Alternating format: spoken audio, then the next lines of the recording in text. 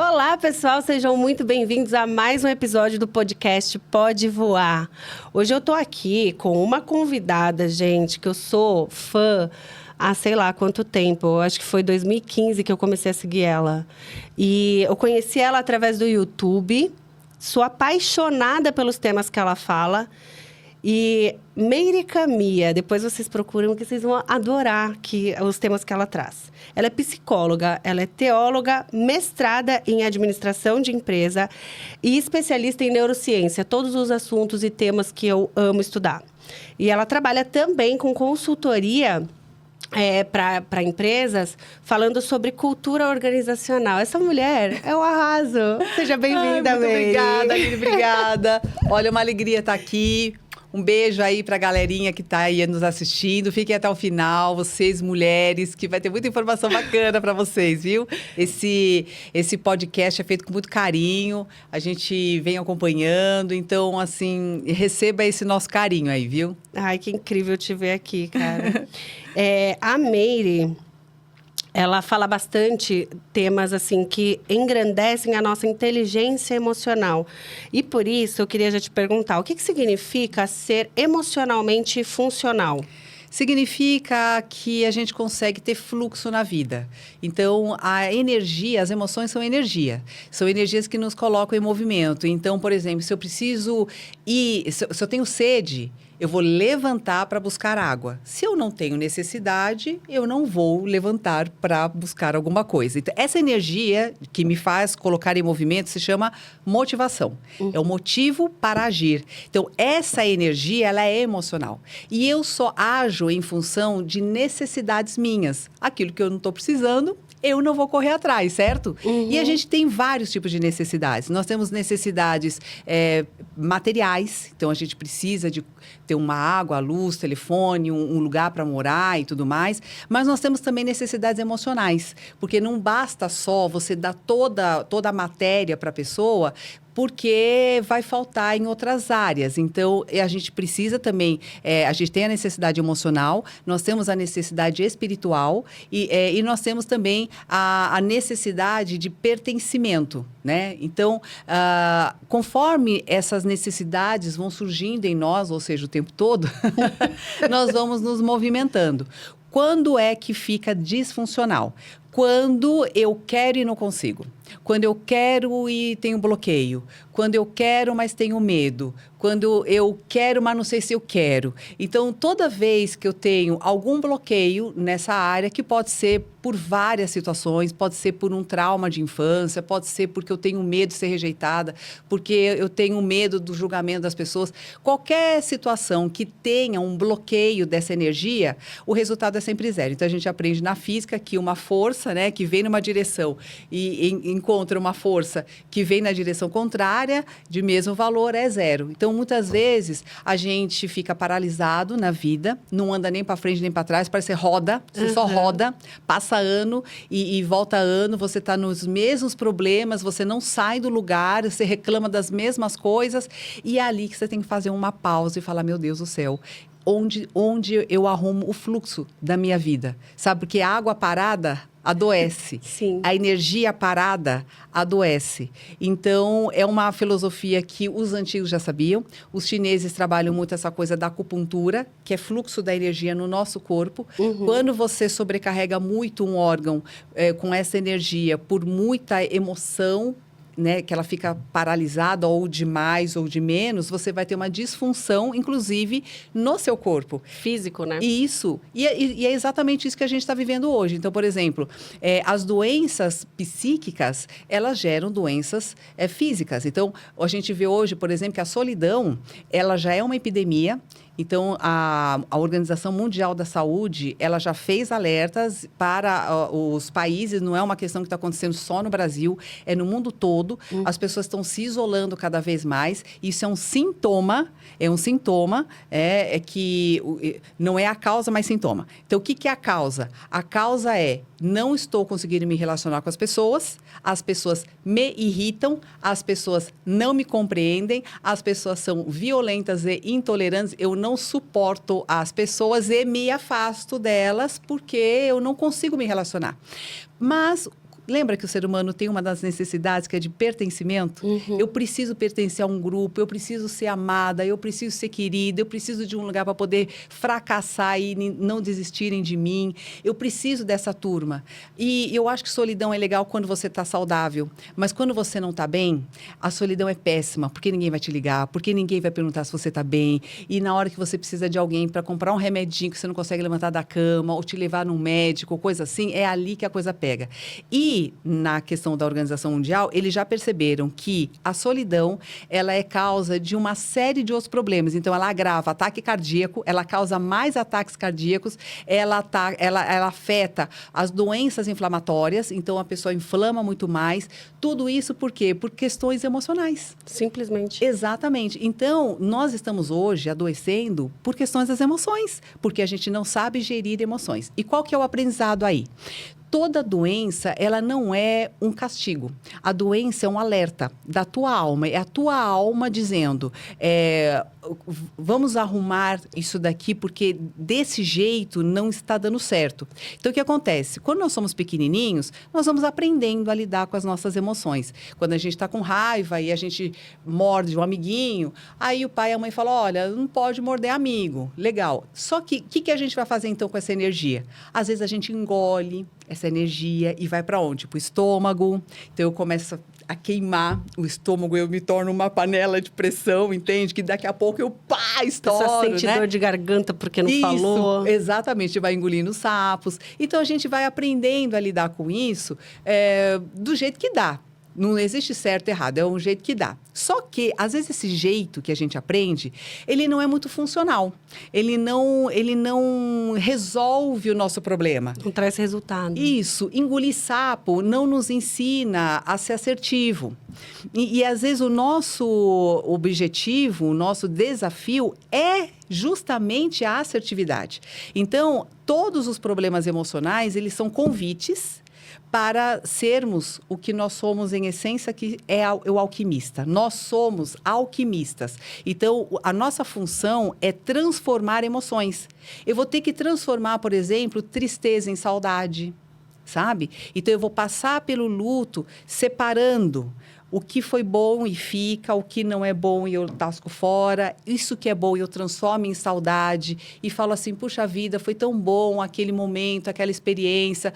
Foi tão bom ter vivido com meu pai tantos anos. Foi tão bom aquilo tudo, né, que eu passei. E assim eu consigo separar o joio do trigo, pegando aquilo que foi bom. Agora, se eu não faço esse processo e não aprendo a lidar com a minha tristeza, eu vou ficar com tudo misturado e vem uma angústia em mim. O que é angústia? É tudo misturado. Então, é quando eu digo assim, não sei, às vezes eu lembro do meu pai ou da minha mãe que morreu, ao mesmo tempo, sei lá, eu sinto raiva, às vezes eu sinto culpa, eu sinto uma angústia, sei lá, tem alguma coisa bagunçada aqui. Então, assim, a pessoa não conseguiu lidar com as emoções. E é por isso que, às vezes, a gente vai carregar um sofrimento durante muitos anos da vida. Às vezes a pessoa com 50 anos, ela está sofrendo por uma coisa que aconteceu na infância, mas ela rumina esse mesmo acontecimento várias e várias e várias vezes. Ela já não precisa do outro para machucá-la, porque ela mesma faz isso. Porque ela mesma está ali se chicoteando. Se culpando, se lamentando, porque ela não aprendeu a fazer a transformação. Então, como alquimistas das emoções, né, a gente vai transformar essas situações difíceis, né, uma situação, às vezes, que eu sou vítima de uma violência, uma situação onde eu fui abandonada, onde eu fui traída, onde eu fui, sei lá, molestada, sei lá, pode acontecer qualquer coisa com qualquer ser humano e isso vai trazer emoções em mim. Exato. E a hora que eu consigo compreender essa emoção, entender o papel dela na minha vida, porque as emoções, elas têm uma função protetiva. Então, elas vão nos mostrar, olha, onde eu preciso me proteger, me respeitar, porque às vezes a gente mesmo corrompe os nossos limites. Então, eu vou dizendo sim quando eu quero dizer não, porque eu não conheço minhas emoções. Às vezes, eu vou me colocando em relacionamentos amorosos que sempre me chateia, onde eu sempre sou traída, ou eu sempre tenho muitos ciúmes, ou só pego gente que me causa insegurança, porque eu não aprendi a lidar com a minha insegurança. Eu não trabalhei a minha autoconfiança. Meu amor próprio. Isso. Então, a alquimia é isso. É você se tornar mais sábio, né? Com relação à energia que está rolando aqui no teu corpo. E uma vez que você entendeu a função daquela emoção naquele acontecimento, você aprendeu a se proteger melhor ou aprendeu a dar fluxo melhor, você se torna, então, o dono da tua mente. Uhum. Então, aí você controla a tua mente.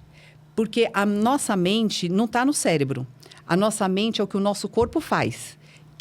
Você vai saber o que a tua mente dita de acordo com o comportamento que você tem todos os dias. Então, por exemplo, às vezes a pessoa quer fazer uma dieta, né? Então, ela pensa, eu não posso comer doce. Eu não vou comer doce. Hoje eu não vou comer doce. Aí, chega lá de noite, você está comendo doce. Quer dizer, o teu corpo não te obedece. Não é porque você disse não vou comer doce que teu corpo vai obedecer. Ele não te obedece. Você vai dizer assim, olha, não quero mais namorar, não vou mais me apaixonar. Menino, passa no momento seguinte, você está lá todo apaixonado tudo de novo, você está pensando na pessoa tudo de novo, você fala, eu não vou ligar, daqui a pouco você está ligando. Quer dizer, quem dita as regras do teu corpo é a tua mente, que é o teu inconsciente, que domina o teu corpo. Então, o teu corpo vai dizer o que você sente. Às vezes, veja, você está com uma pessoa e nem sente muita atração por ela, mas você está lá... Sabe aqueles casamentos lá já meio ruim, né? Aí, daqui a pouco você fala, ai, vou ter que transar aqui com a pessoa, né? Que faz parte do ritual. E o corpo não responde. O corpo não responde. A tua cabeça pode até dizer, eu tenho essa obrigação como marido ou como esposa. Mas o teu corpo não vai reagir, meu amor. Entendeu? E é ele que está dizendo para você. Por conta das emoções. As suas emoções estão ditando elas isso. São honestas. Entendeu? Uhum. Só que a gente não ouve. A gente não ouve as emoções, né? As emoções, elas sempre vão nos dizer a nossa preferência. Por exemplo, tesão é uma coisa que você não controla. Simplesmente você tem ou não tem por alguém. Tem gente que você vai olhar e você fala, muito bonito e tal, mas não pegou nada, né? E tem algumas pessoas que nem são tanto daquilo, mas você bate o olho e você sente aquela coisa. Não é uma coisa consciente. Porque se fosse consciente, a gente só gostaria de quem gosta da gente. E às vezes a gente vai gostar de quem não gosta da gente. Não é assim? É assim.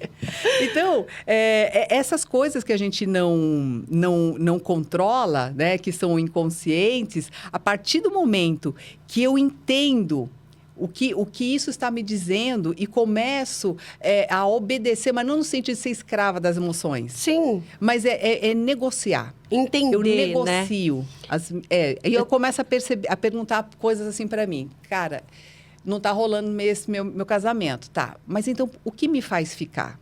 O que é importante para mim? O que eu posso negociar? Às vezes, talvez, não vai ficar aquele sexo maravilhoso, mas vai ficar algo que seja bom. Né? Então, quando você põe na balança e você negociou todos os pontos e você fala assim, puxa vida, realmente eu sou mais feliz nessa vida, sabe? E não na translocada que eu estava achando que talvez eu fosse. Então, a hora que você checa os teus valores pessoais, os teus princípios, e você vê que um ou outro ponto não está muito bem ajustado, mas eu converso e a gente ajusta, tá tudo certo. Aí você tem paz. Eu vejo me fez voltar aqui algumas lembranças mais novinha com relação a não entender os sentimentos. Alguns anos atrás, minha cunhada saiu numa viagem ela foi fazer intercâmbio e ela foi Nova Zelândia. Ela foi para Nova Zelândia. Assim, lugares maravilhosos, paisagens incríveis. E toda vez que eu falava com ela, eu sentia raiva. Eu sentia uma raiva. E uma raiva, assim, absurda. Muita raiva. E aí, eu tentava trazer um motivo para essa raiva. E os motivos eram totalmente furados. Assim, eram motivos ridículos. E aí, eu estava fazendo terapia na época. Sim. E meu terapeuta falou assim, nossa, a gente vai precisar trabalhar essa sua inveja. Sim. E eu fiquei putaça com ele. Eu não sou invejosa e tal. Sim. Mas aí, conforme a gente foi conversando, ele foi me perguntando, tá, o que ela tem que você não tem? Qual é a oportunidade que ela está tendo que você não tem? E na época, minha cunhada solteira, sem filhos, viajando. Sim. Eu já tinha 2 filhas. Isso. Então, na minha cabeça, eu casada com 2 filhas, quando é que eu ia ter essa oportunidade, entendeu? E aí, eu criei essa inveja, né, essa raiva, Claro. que eu não sabia entender o que que era, o que que não era. Perfeito. E aí, eu me sentia culpada, porque eu amo a minha cunhada, eu quero o melhor para ela. Só que, ao mesmo tempo, eu tava...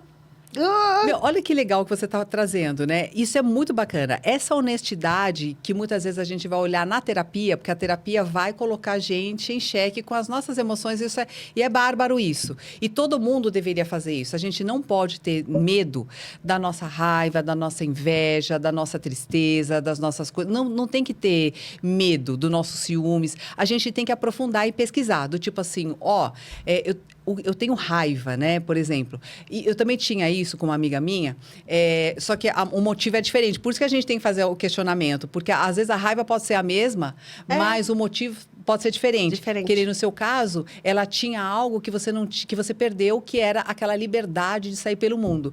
Aí, uma vez que você percebe isso, você entra em acordo com isso. Do tipo assim, em que momentos eu posso viver um pouco dessa liberdade sem ter que viajar para longe? Eu posso pedir para minha mãe, fica aqui 2 horinhas que eu vou viver livre no shopping, onde eu posso ir, você entende? Exatamente. Então, você negocia um pouco com você esses momentos pequenos de liberdade, né? Então, e é assim que a gente se respeita. Porque a gente percebe que eu preciso de um momento de liberdade, né? Então, pedir para alguém, olha, fica 1 horinha aqui para mim, só para eu dar um grito de liberdade lá na praça e depois eu volto, e tudo bem, né? Porque eu estou negociando comigo também, que é um momento, né? É legal. Que nem no meu caso, eu tinha uma amiga que ela era muito assim... Ai, sei. Sabe, ela era muito delicada. Muito meiga. Aquilo me irritava profundamente. Eu falava assim, puta, que mulher chata. Ela é muito delicada, né?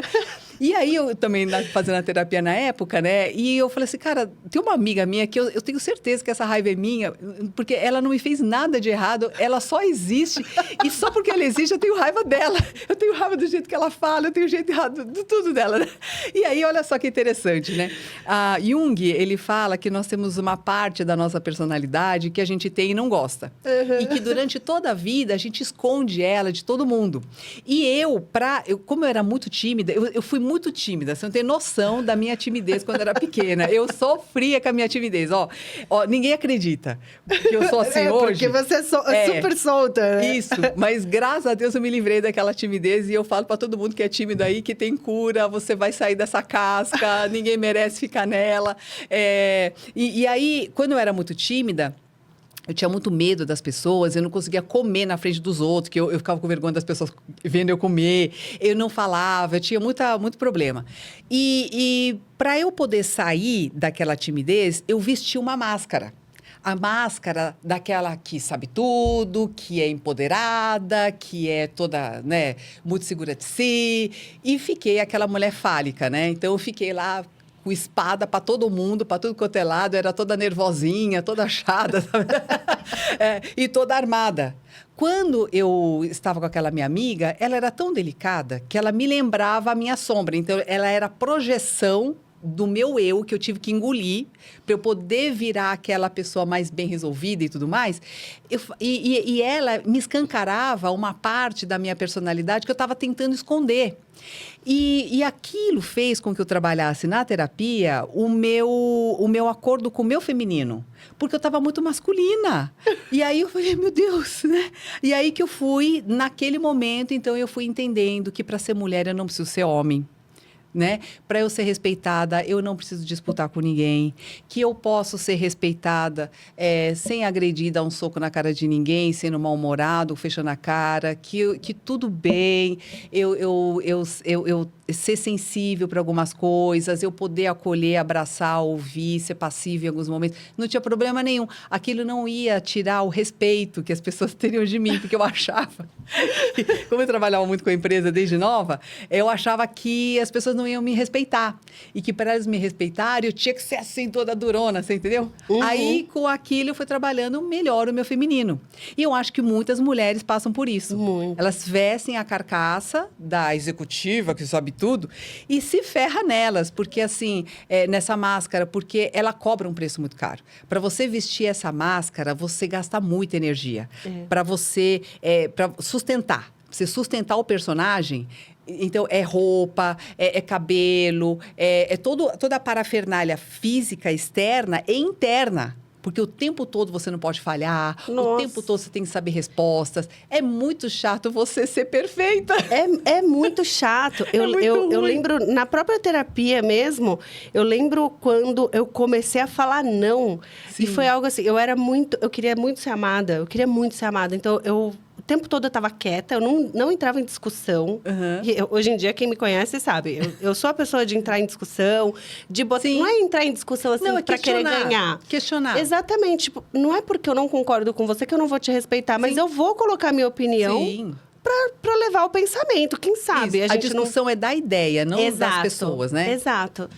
Mas antes não, antes eu ficava calada ali, às vezes assim, engolindo o sapo, mas tipo, não, vou ficar quieta. Sim. A pessoa às vezes me chamava para qualquer coisa, Meire. Estava lá eu, claro, vamos, sim, e não tal. queria, né? E eu não queria, eu queria ficar em casa lendo um livro, mas estava lá eu para ser amada. Isso. Eu lembro quando eu comecei a falar não, que eu falava assim, não, hoje não dá.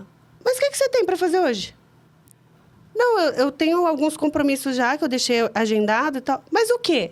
Isso. Tipo, não... E aí eu ficava sem graça. Eu vou ter que falar pra pessoa que eu vou ler? Pois é, então quando você diz sim, sem querendo dizer não, significa que você está corrompendo um limite do respeito, do seu próprio autorrespeito, sabe? Assim, porque você não ouve a tua vontade e não significa que a gente tem que fazer sempre a nossa vontade. Eu só tenho que estar consciente do meu desejo, do tipo assim, ai, eu não queria sair hoje, mas...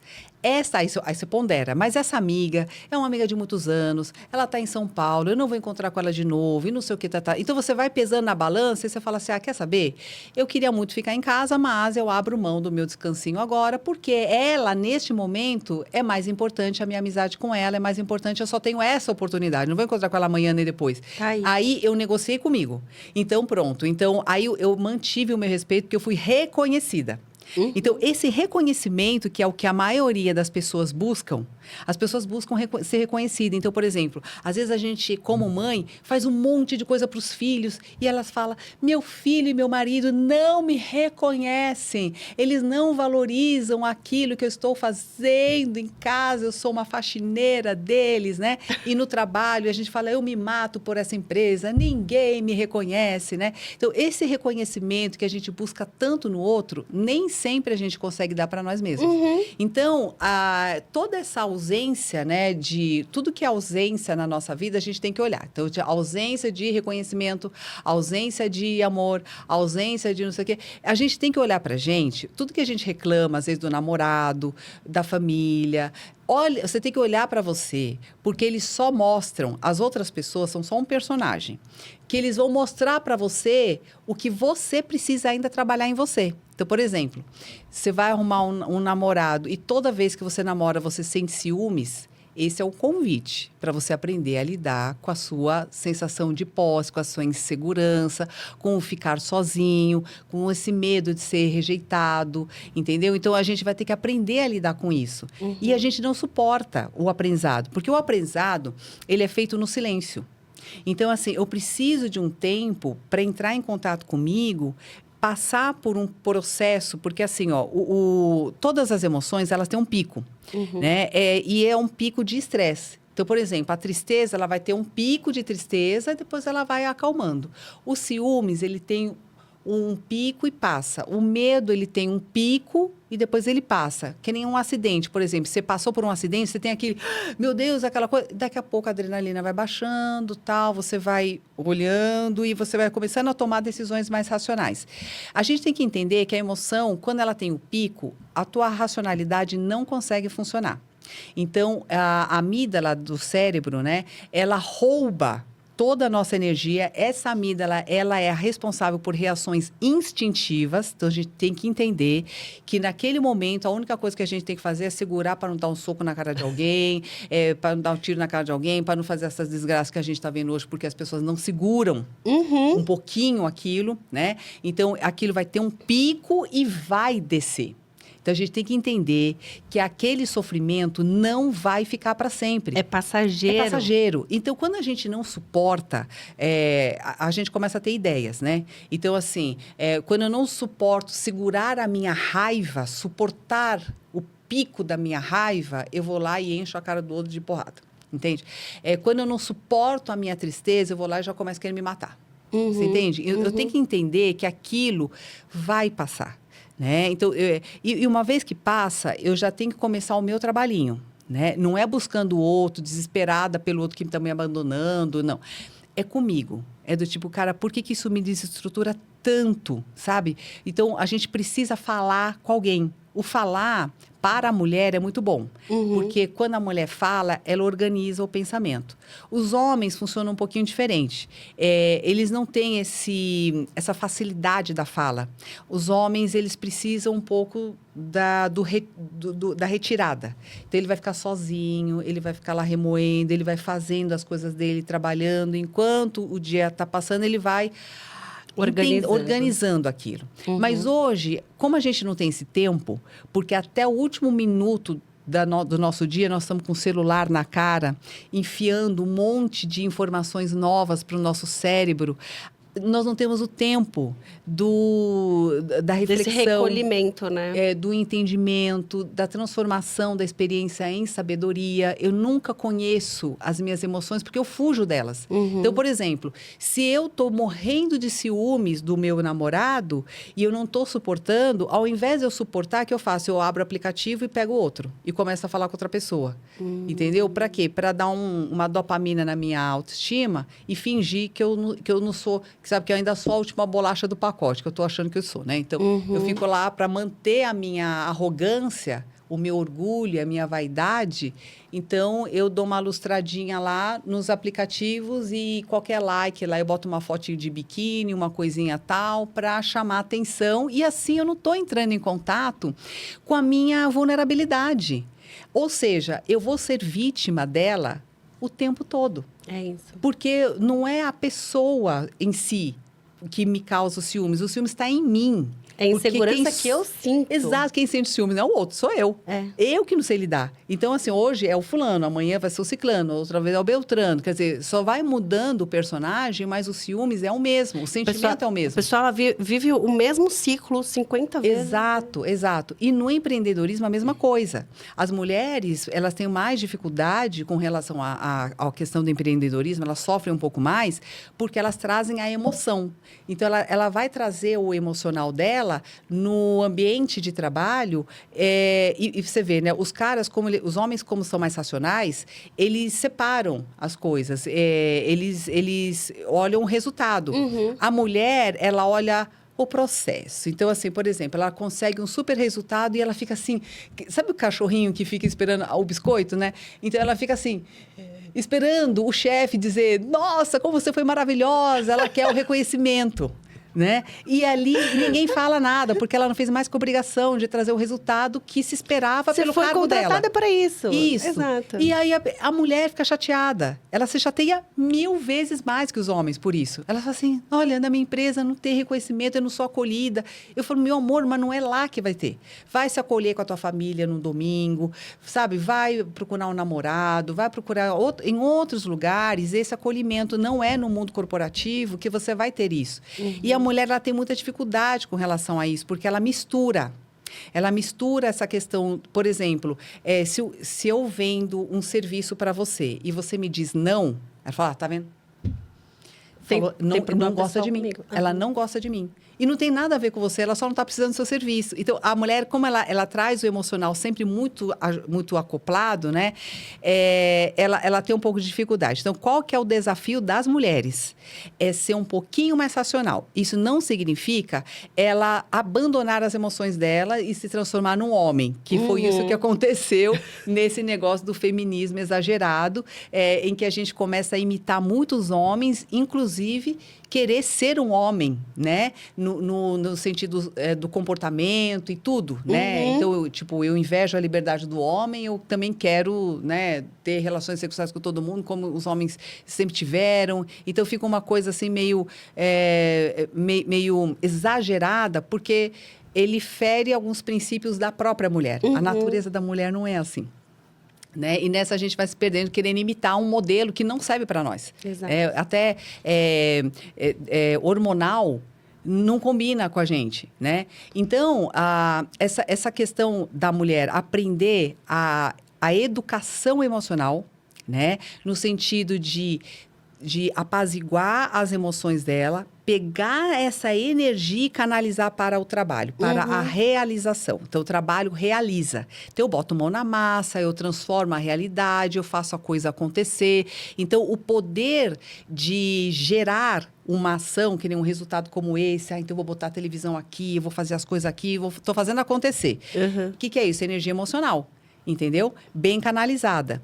Agora, os homens, qual que é o desafio dos homens? Os homens, eles só vão começar a ter uma reflexão um pouco melhor depois dos 50. A maturidade do homem, ela chega muito tardia no sentido espiritual. Os homens mais evoluídos, eles já têm um emocional um pouco melhor. Então, são homens, por exemplo, que conseguem ter papos mais filosóficos, emocionais e espirituais, né?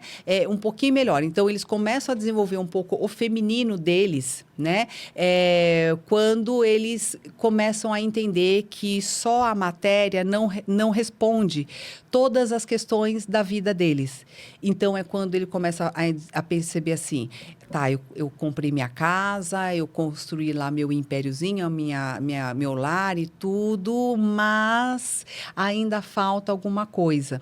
A mulher, ela já nasce com esse quê espiritual, porque é ela que traz essa vida espiritual para dentro do lar. É sempre a mulher. Você pode ver que é a mulher que leva o homem para a igreja, é a mulher que traz, por exemplo, as primeiras virtudes para dentro de casa, a questão da educação dos valores e princípios é dado pela mulher em casa. Uma mulher, por exemplo, uma boa mulher, né? Ela consegue fazer com que esse homem dome o seu instinto, que o homem é muito mais instinto animal do que mulher. Então, o homem, quando ele é mais evoluído, ele consegue abrir mão do instinto dele de caça, de sair com um monte de mulher, e ele consegue ser fiel a uma. Então, fidelidade, lealdade, ele não abandona, o cuidado, ou seja, ele toma o filho da mulher como dele, e ele cuida e protege essa prole. Esse é o homem evoluído espiritualmente, porque ele conseguiu transformar o alquimista, ele conseguiu transformar o instinto em virtude, entende? Então, ele se torna um homem virtuoso, porque ele consegue ter um foco, uma meta, uma proteção, e com este amor que ele sente por essa mulher, ele se desenvolve. Então, esse é o desafio dos homens, entendeu? E você falou que a média dessa evolução dos homens assim acontecer é uma média 50. Dos 50. E olhe lá, hein? E olhe lá. E olhe lá. Olha, eu que sei. É ótimo, né? Mas você vê pela conversa. Se a pessoa ainda está muito no nível, assim, materialista, e o que é o nível materialista? Ele vai usar e descartar coisas. Então, eu uso esse copo, quando ele não me serve, eu descarto. Eu pego uma mulher, eu uso ela, quando eu não quero, eu descarto. Então, eu descarto coisas e pessoas porque eu estou vendo como coisas que me servem, entendeu? Eu não tenho respeito ainda humano, né? A mulher, por exemplo, ela já tem toda essa parte, ela já nasce com uma natureza muito mais espiritualizada. É tão mais sutil e tão mais subjetivo que, para ela, lidar com dinheiro, lidar com contas, lidar com matéria, objetividade, para ela já é mais difícil. E esse é o desafio dela. Então, por exemplo, a responsabilidade, a liberdade, lidar com dinheiro, né, o mundo corporativo, para a mulher é um desafio para ela. E é por isso que, às vezes, quando ela traz essa outra carga muito à frente, né, da questão dos resultados, ela vai sofrer muito. Então, a mulher tem que desenvolver o lado racional, que é muito natural nos homens, e os homens precisam desenvolver esse lado mais espiritual, que é muito natural nas mulheres, entende? Né? Mas os dois juntos são maravilhosos. Se complementam, né? Porque uma mulher ao lado de um homem que domina a matéria, ela está feita. Entendeu? Porque esse cara, a gente pode ser realmente um suporte para ele, né? E podemos, claro, fazer o nosso, né? Mas os homens, eles naturalmente têm essa facilidade. Eu vejo esse complemento acontecendo, isso desde que eu me casei com meu marido, assim, a gente, né, fez terapia de casal, a gente teve que aprender muita coisa juntos, porque ambos eram muito imaturos quando a gente casou. Mas eu lembro de viver isso na prática. Eu era gerente da academia aqui, do Tremembé, e aí eu trabalhava ali muito com metas, né? Então, bora vender, bora colocar faixa na frente, bora fazer umas metas, assim, mirabolantes de vendas. E eu tinha que bater, eu tinha que fazer a equipe bater. E eu tive um mês, assim, que foi um mês inteiro muito, muito turbulento, muito difícil. O Brasil, naquela época da Dilma, enfim, recessão, etc. E eu ali na labuta com a galera. Minha equipe sempre... Eu tive muitas equipes muito boas, mas eu lembro de sempre esperar esse reconhecimento. Sim. E o meu marido, ele sempre me trouxe essa realidade. Tipo, não espere reconhecimento, sabe? Meu sogro, por exemplo, ele é um homem maravilhoso. Hoje eu consigo reconhecer todo o valor dele. Mas na época eu esperava que ele, como meu chefe, chegasse em mim e desse esse parabéns que você falou. E eu bati a meta, eu bati uma meta, assim, absurda. E eu fiquei tão feliz, a gente comemorou, estourou coisa lá na academia, tudo mais, em equipe. E aí eu voltei para casa e voltei com esse vazio. Tipo, nossa, ele, quer dizer, fui reconhecida. Fez a maior festa, mas não foi suficiente. Você só queria o reconhecimento, né? Exato. Ai, filhinha, né? Sabe o que meu marido fez? Eu acho isso, assim, surreal. Agora, relembrando, caramba, que incrível que meu marido era muito cabeça. Sim. Ele chamou algumas pessoas que eu amava, né? Que eu gostava muito que tivesse em casa, minha família e tal. E aí, ele fez um jantar que bonitinho, comemorar e me reconhecer. Então, assim... É óbvio, né? Eu tive que amadurecer isso depois e melhorar. Sim, mas ele teve uma inteligência emocional super. Absurda. Porque ele te leu. Então, assim, é uma coisa legal, assim, dos homens, né? Quando eles têm essa empatia. Ele sabia que você precisava de alguma coisa mais afetiva, né? Exato. E ele preparou, achei tão lindo. Lindo. Isso é muito legal de ver, assim. Às vezes eu trago algumas histórias, né? E alguns conhecimentos que a gente teve, né, durante esse tempo, porque realmente é muito difícil da gente ver isso. Sim. A gente, conversando com outras mulheres, às vezes a gente vê tão pouco dessa empatia nos outros homens, né? Tipo, caramba. Homem é difícil de ter. Muito difícil. Porque o homem, por exemplo, para eles, qual que é a minha meta? Atingir o número X. Atingir o X, para ele vai, ganhei! Para ele tá ótimo. Para a mulher, não. Ela quer o abraço. Aquela ali era o de menos. Eu trabalho pelo abraço, eu não trabalho pela meta, entende? É que a meta me leva ao abraço, entende? Então, assim, é interessante que na gestão de pessoas a gente trabalha muito isso na questão da motivação, né? Muitas vezes a gente acha que está buscando um resultado ou uma promoção, alguma coisa assim, mas no final, no fundo, a gente está buscando outras coisas. E o líder que reconhece essas outras coisas, ele consegue conduzir melhor essa equipe, sabe? Porque você lê o invisível das pessoas. E esse é o X, né, da gestão de pessoas. Agora, só mudando um pouco de assunto que eu estava lembrando sobre algumas questões das emoções, né? Que muitas vezes, por exemplo, no mundo corporativo e no mundo atual, o que eu vejo é muita gente engolindo as emoções. Sabe aquela coisa de você ser positivo o tempo todo, de você, gratitude. Quer dizer, a tua vida tá um caos e você fala, não, muito obrigada, Senhor, meu Deus, muito obrigada, eu tenho que agradecer, quando a vida tá uma droga.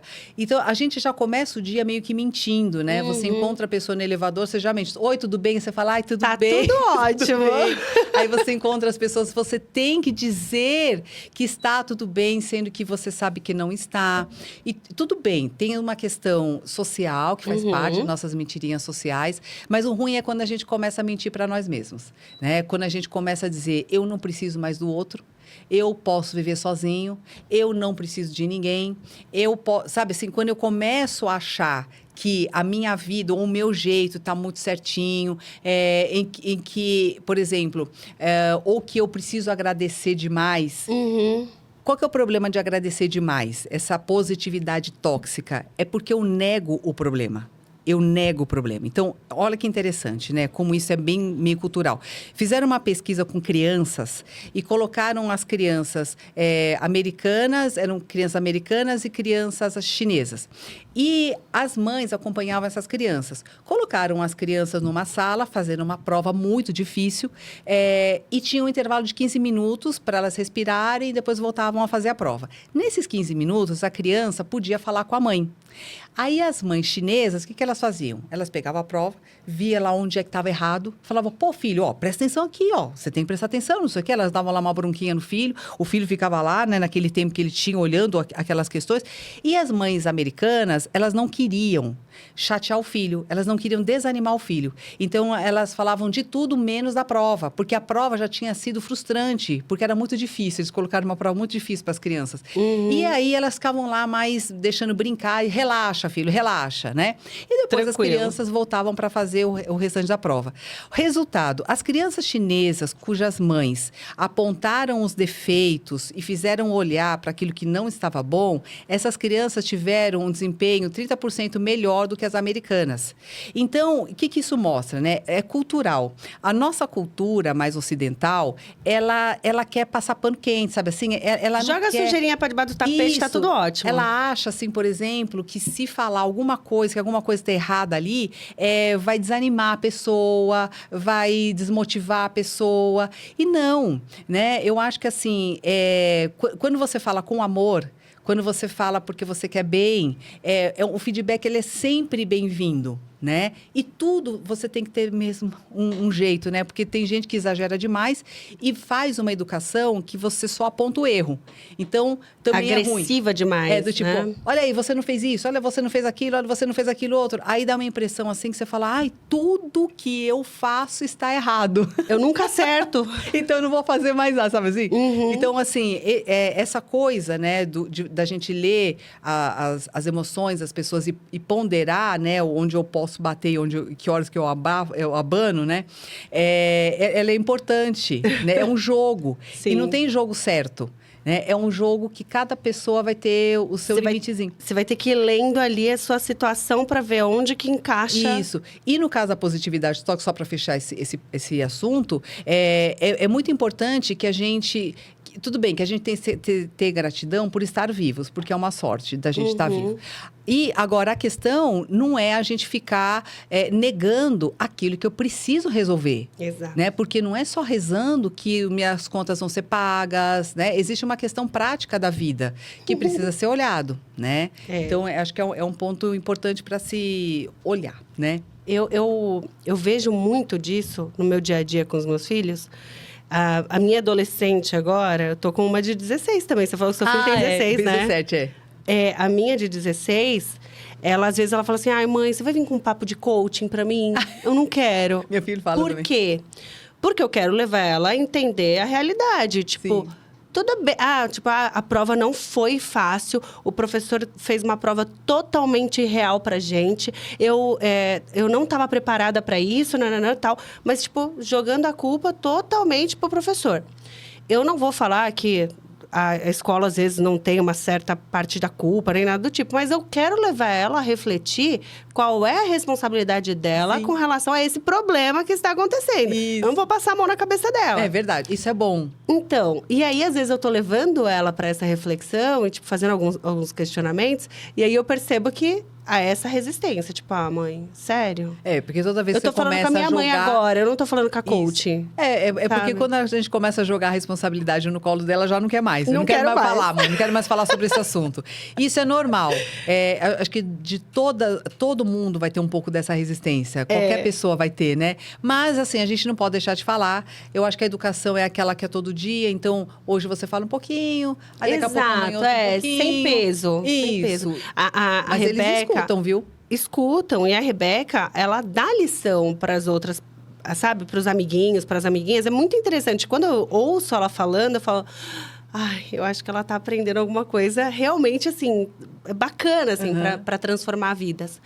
Mas, eu percebo também que às vezes eu fico um pouco bitolada, né? Tipo, eu quero ensinar toda hora, tal. E ela tem a liberdade às vezes de falar para mim, ela fala: "Mãe, hoje eu só quero reclamar. Isso.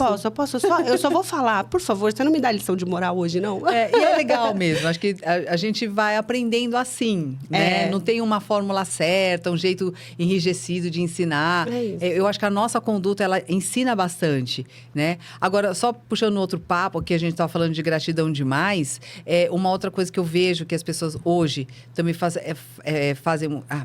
acho que é para complementar, na verdade. Para complementar essa coisa do não sentir, sabe? Essa coisa de você engolindo as suas emoções.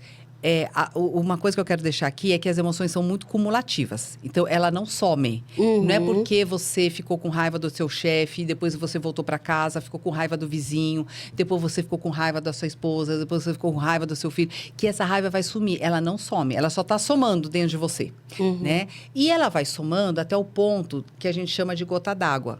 Né? Que é quando a gente perde realmente as estribeiras, né? E porque a gente não foi trabalhando a história do fluxo que eu falei no começo, né? Que a emoção, uma hora que você vai acumulando ela, né? Ela não sai sozinha. Entende? Você pode até ir na academia, dar um soco lá no saco de areia e tudo mais. Aquilo vai aliviar um pouco do seu estresse do corpo, mas não da alma. E um ponto importante hoje, até pelo aumento de feminicídios que a gente está vendo, né? Porque, assim, a natureza do homem, ela é mais agressiva mesmo. Porque os homens são mais de fazer. É da natureza deles, pegar as coisas e carregar. Você pode ver, quem constrói pontes, quem constrói os edifícios, são os homens. Não são as mulheres carregando aquele monte de pedra e cimento. Ai, graças a Deus. Graças a Deus, né? Limpando os esgotos e tal. É coisa do homem fazer isso, né? Então, é natural que a energia, quando ela vai para os braços e vai para as pernas.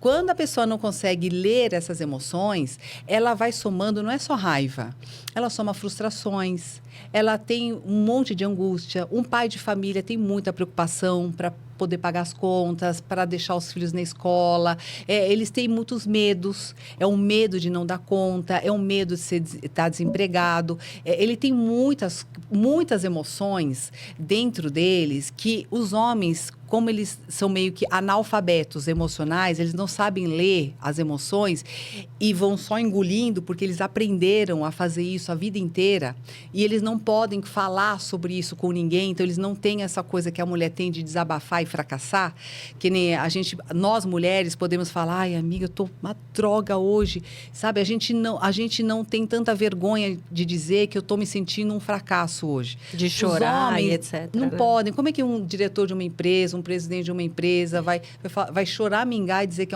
está se sentindo um fracassado, né? Não pode falar, né?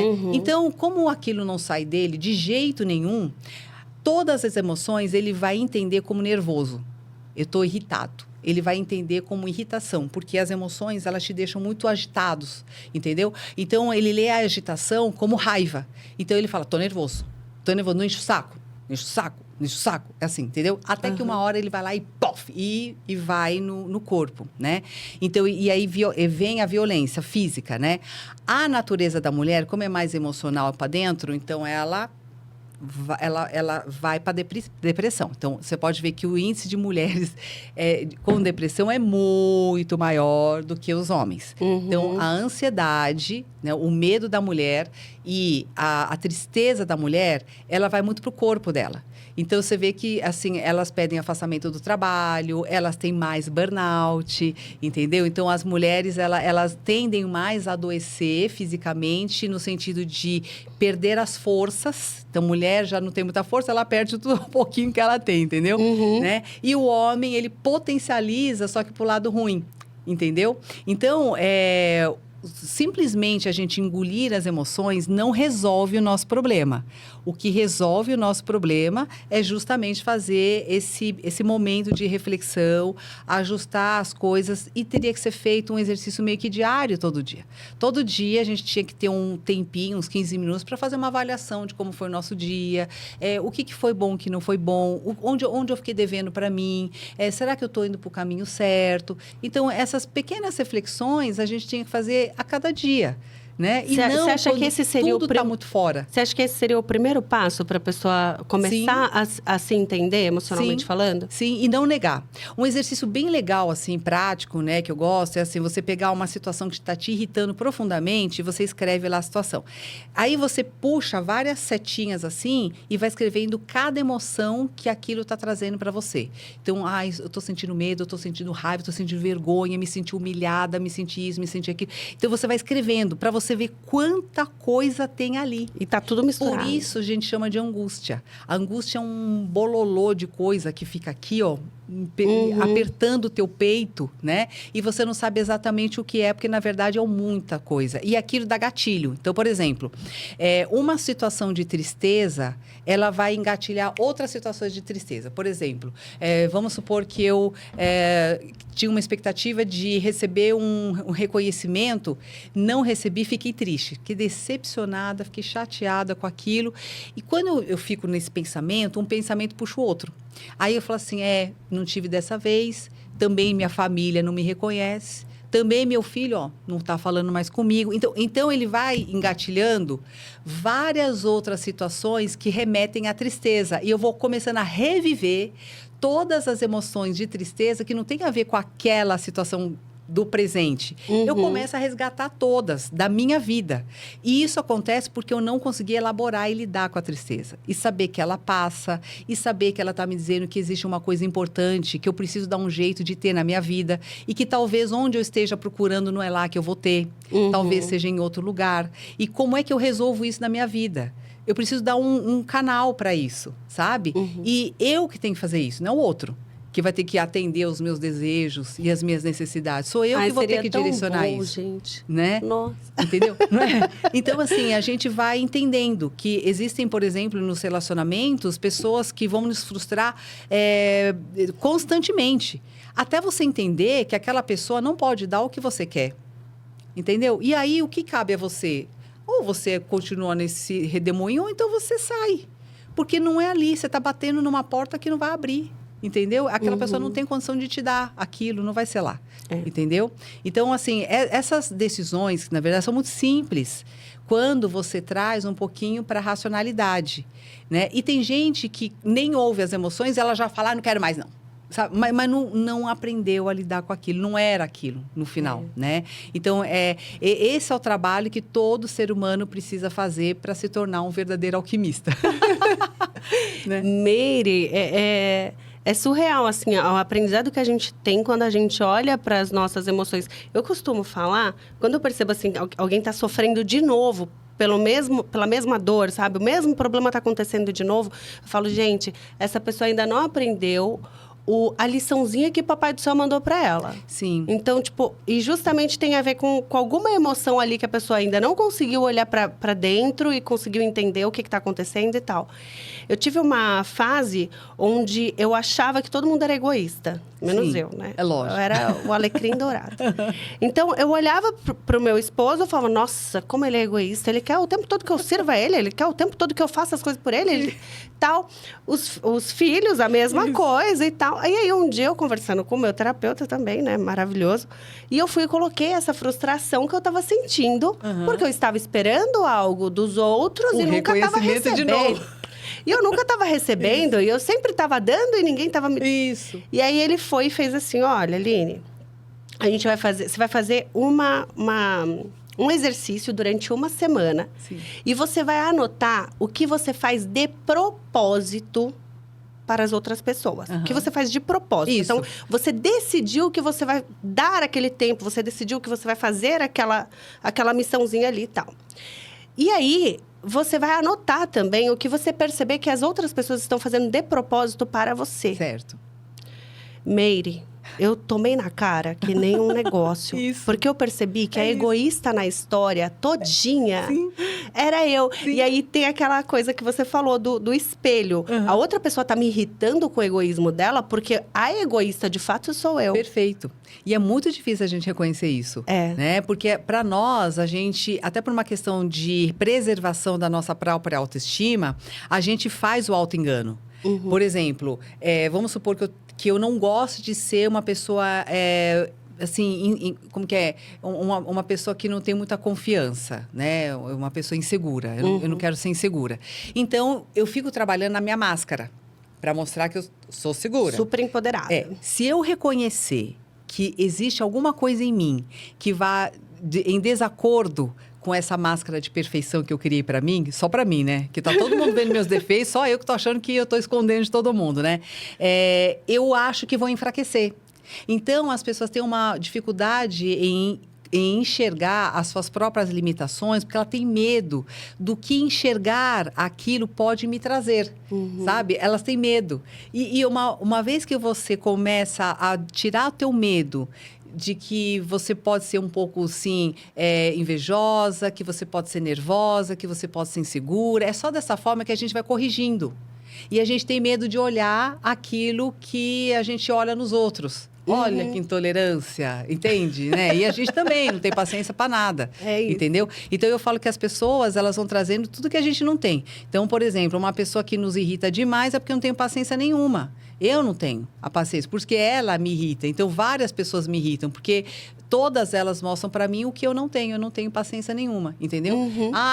As pessoas são muito difíceis. Por quê? Porque eu não tenho capacidade de me relacionar em paz com elas. Tem que ser sempre do meu jeito, sabe? Então, como você não quer fazer do meu jeito, você é difícil, entende? Né? Então, então, assim, um pouco dessa humildade, eu falo que o crescimento, ele precisa de muita humildade no sentido da gente reconhecer e não ter medo de olhar as coisas que a gente ainda precisa desenvolver. Aceitar essa humanidade também, né? Porque Sim. isso é iminente do humano. O humano vai ter todos esses sentimentos dentro dele. Isso, e é uma potência, na verdade. Porque todas as emoções, elas podem ser canalizadas para o bem ou pelo mal, porque a energia é neutra. Então, por exemplo, a raiva, quando bem canalizada, ela constrói prédios, projetos, academias, negócios. Então, quando você canaliza a energia que vai para as mãos e para as pernas, porque a raiva, ela sempre vai para as mãos e para os pés. Você vai decidir o que você vai fazer com aquilo. Algumas pessoas vão destruir. Então, vai quebrar as coisas em casa, vai chutar, né? Porque a raiva mal canalizada destrói. A raiva bem canalizada constrói, né? Então, assim, o amor também, né? Quando muito exagerado, ele gera posse, ciúmes, né? Aprisionamento, que vira paixão. Agora, quando o amor ele é bem canalizado, ele liberta. Ele liberta e traz o quê? A amizade. Sabe? Então, você pode ir e vir da minha vida e que está tudo certo. Você vai ser sempre bem-vinda e a porta sempre estará aberta. O medo, quando também ele é muito exagerado, ele paralisa. Porque a gente, quando está com muito medo, você vê o coelho na pata do lobo, ele fica assim, ó, ele fica paradinho, né? Porque se mexer significa morte para ele, né? Agora, o medo, quando bem canalizado, ele gera prudência. Então, todas as emoções, elas podem ser bem ou mal canalizadas. A gente vai colher os frutos do que nós fazemos na reação das nossas emoções. Se hoje nós temos mais frutos positivos, significa que eu estou canalizando bem as minhas emoções, a minha energia. Se eu estou colhendo frutos que me trazem sofrimento, é porque eu preciso fazer correções. Então, o que eu tenho hoje como resultado de vida não é castigo, são só sinais. A vida está me mostrando, olha, desse jeito que você está fazendo aqui, ó, não tá bom. Então, vamos tentar mudar um pouco. É esse o convite. E é muito simples, como eu estou te falando, né? Basta que a gente olhe para isso. É simples, mas eu acho que é doloroso, né? Uma das coisas que a gente precisa para poder fazer a síntese é porque, assim, são funções mentais também. Por exemplo, no mundo ocidental, a gente aprende a separar as coisas para a gente poder analisar melhor. Então, quando eu vou estudar, por exemplo, um animal, um sapo, eu abro o sapo, boto o coração para cá, pulmão para cá, rim para cá, o intestino para cá. Eu vou abrindo, separando para poder enxergar os pontos melhor, né? Agora, eu separo e observo separado. Eu não faço a síntese. Então, já o oriental, ele olha, sem abrir o sapo, ele olha o comportamento do sapo. Que horas ele acorda, o que ele faz, como ele se comporta. Ele vê ele dentro da natureza. Então, a gente vai olhando de outro ponto de vista. Então, esses dois olhares, eles são complementares e necessários. E hoje, a gente está, inclusive, com essa coisa da internet e com essa coisa de IA, nós estamos com um excesso de informações totalmente picadas. E a gente está perdendo a nossa capacidade de fazer síntese. Tudo separado. A gente tem muita informação e não sabe o que fazer com isso. Então, nós somos que nem aqueles analfabetos, aqueles semi-analfabetos, sabe, da escola, que você lê um livro, você acabou de ler um parágrafo, você passa para o próximo, você não entendeu o primeiro. Entendeu? Você só leu, mas você não entendeu. Exatamente. Mas você não compreendeu. Então, essa falta de compreensão, que é uma função cerebral, ela não foi desenvolvida. Então, essas funções superiores, elas são desenvolvidas após a adolescência, porque é quando a nossa área do juízo, que é formada aos 21 anos, essas áreas terminam de se formar. E para que elas se formem bem, você precisa dar estímulo para a molecada. Então, assim, esses questionamentos que você faz com a sua filha é fantástico, que nem eu pego também coisa de política, e pego coisas do dia a dia, do comportamento, e vou trocando ideia, porque isso força o raciocínio deles, de puxar uma informação daqui, outra dali, outra dali, e eu faço o que com essas informações? Qual que é a conclusão que eu tiro disso, né? Esse raciocínio, que é a base de um raciocínio estratégico, que vai fazer com que eu tenha uma visão de futuro, né? Que é o que os gestores hoje de empresas querem, né? Esse raciocínio, ele é desenvolvido nesse tipo de reflexão. Né? E são coisas que precisam de tempo, precisa de interação, porque o bate-boca aqui, ó, isso que a gente está fazendo aqui, ó, é o que desenvolve também a inteligência emocional. Então, áreas da inteligência emocional, por exemplo, o foco só é desenvolvido em bate-papo como esse. Porque eu sou obrigada a prestar atenção no que você está falando, produzindo já uma resposta para poder te dar, e você está fazendo o mesmo comigo. Você entende? Então, é isso que dá foco e atenção. Não tem outro jeito. Então, assim, não vai ser de outra forma, a não ser através da interação. Então, a nossa interação, e, por exemplo, aquilo que você estava falando, das discussões, né? Então, quando você é capaz de discutir ideias e não pessoas, né? Você consegue desenvolver esse raciocínio, né? Então, o que nós estamos perdendo hoje é justamente essa capacidade cerebral. E como nós não conversamos mais, está todo mundo dentro da mesma casa, cada um com seu celular, quem conversa e quem debate? Ninguém conversa e debate. Então, não dá para desenvolver inteligência sem a conversa, sem a discussão. Sim. Entendeu?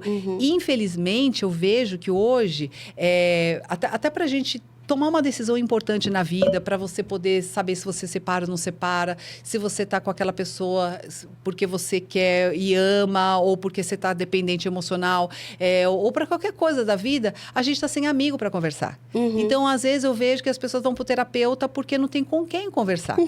E eu acho isso uma pena, porque isso não deveria acontecer. A gente deveria ter uns 2, 3 amigos de confiança que você pudesse trocar ideia e falar, olha, está acontecendo um trem aqui na minha vida, sabe? Eu não estou conseguindo pensar direito.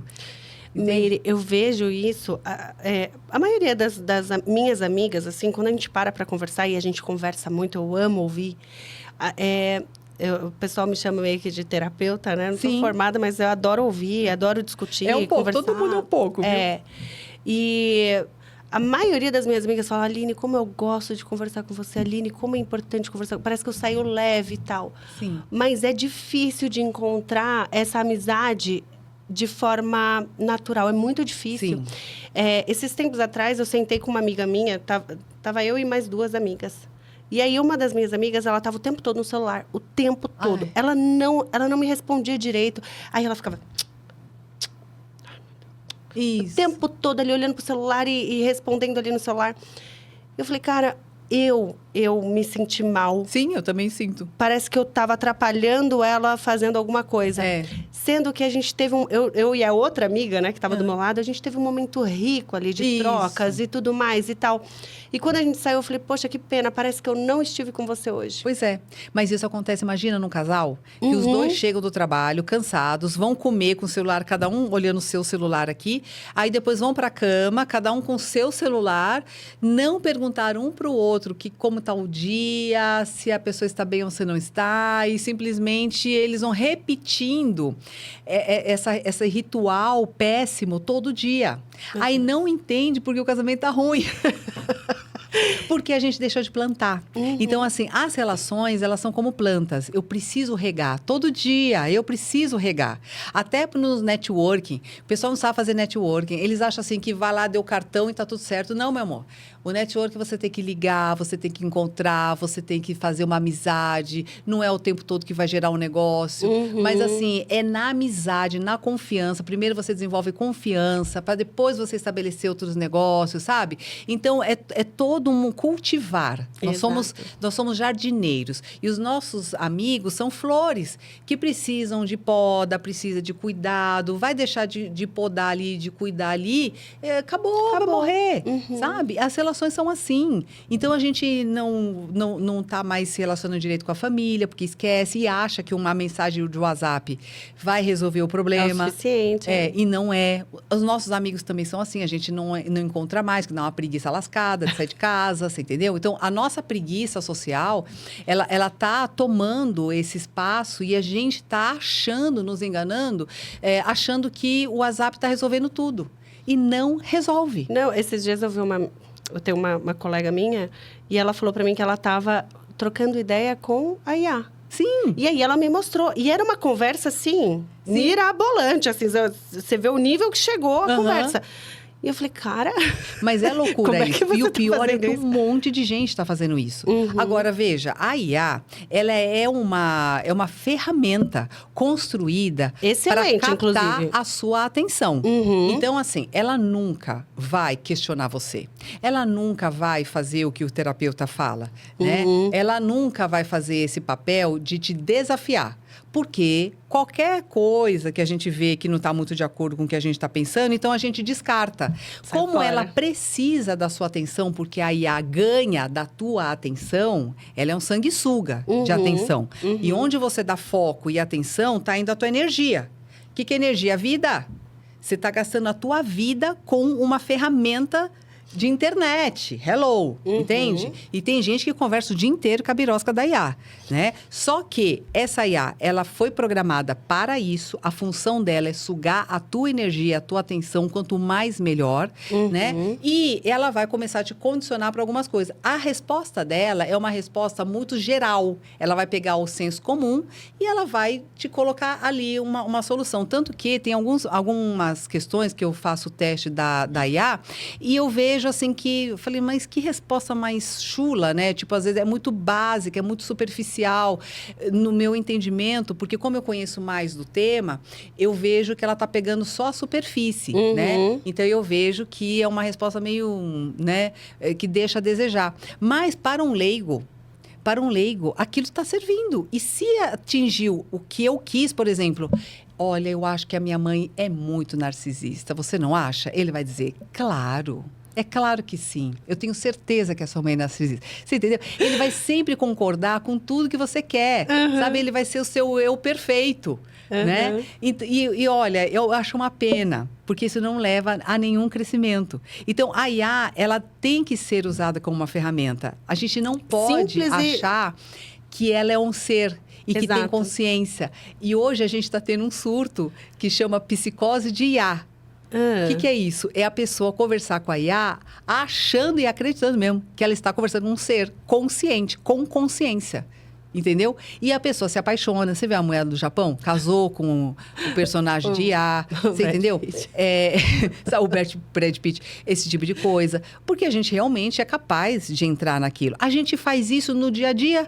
Por exemplo, ó, quando eu pego um aplicativo que só tem a foto da pessoa... Eu não tenho informação de mais nada da vida dessa pessoa. O que meu cérebro faz? Quando eu não tenho informação suficiente, meu cérebro inventa. Ele inventa. Então, por exemplo, assim, ó, tem coisas da sua infância que você não lembra, mas de tanto que as tuas tias ficam falando, você começou a criar uma memória que ela nem existia. Então, você cria uma imagem ali, né, que nem é real. Às vezes, você depois olha a foto e fala, nossa, mas na minha memória não estava assim. Era outra coisa, exato. Por quê? Porque, na verdade, você criou porque faltou informação e o teu cérebro faz isso porque é uma função do cérebro. Quando ele não sabe, o cérebro inventa. Então, por isso que em muitas situações, inclusive de abuso de criança e tudo mais, você pode perguntar para todos os psicólogos. Eles vão falar assim, é preciso investigar. Porque a gente tem a tendência, nosso cérebro tem a tendência de criar, entende? Então, quando você não conhece, tem pouquíssimas informações, você já está criando um personagem perfeito na sua cabeça. Então, aquele cara maravilhoso, você já inventa, tendo filhos com a pessoa, isso e aquilo, tá. A hora que você vai no primeiro encontro com a pessoa, já metade da sua fantasia já caiu pela metade. Conforme você vai conhecendo a pessoa e vai falando com ela não responde do jeito que você quer, ela vai ficar te frustrando o tempo todo, sabe? É uma chateação. E aí você fala assim, nossa, mas que droga, né? Esse cara me enganou.